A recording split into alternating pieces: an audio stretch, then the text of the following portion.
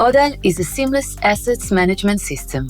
It allows developers to store a GLB file in our database, assign a custom name and scale, and access it in real time as an entity. This pairing of an entity and a GLB file is referred to as an asset instance. Predefined animations stored in the GLB file can be activated via Odal's animate method by the participant who owns that asset instance.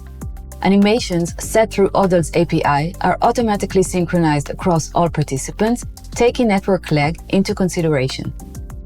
Incorporating Odal in your project is easy. Simply log into the Archiverse console, select your app, upload a GLB file, copy its ID, and paste it in your code.